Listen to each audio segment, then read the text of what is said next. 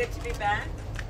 And again, we have a situation where the former president is insulting the people of the state. This time saying that auto workers, that their important and good and highly skilled work could be performed by a child, which is just further evidence that Donald Trump comes from a place where he really does not appreciate or understand how most people in our country work very hard for all that they have, and that there is great dignity in their work.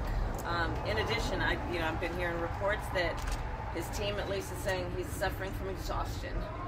And that's apparently the excuse for why he's not doing interviews, and of course he's not doing the CNN town hall.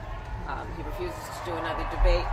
And, look, being president of the United States is probably one of the hardest jobs in the world, and so we really do need to ask if he's exhausted being on the campaign trail.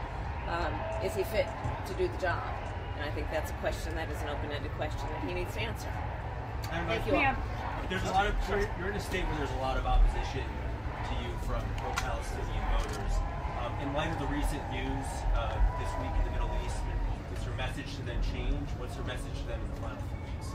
Well, my message remains, first of all, we have got to end this war, and I think that what has happened now with the killing of Sinwar creates an opportunity for us to end this war and bring the hostages home. And I think everyone wants this war to end, and this is an opportunity to actually get it.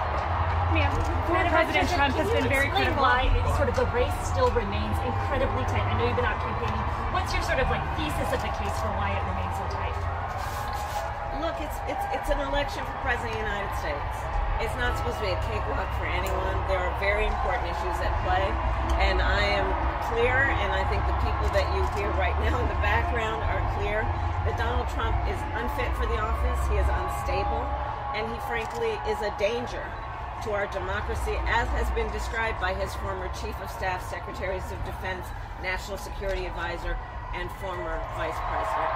Caitlin, go ahead. The former president has been critical of you not attending the Al Smith dinner last night. As you were talking about him being exhausted, do you think that that's one reason why he chose to go to New York City rather than come out here on the campaign trail? Well, I'm beyond getting into the head of Donald Trump, but I will say that it should be a concern if he can't handle the rigors of the campaign trail.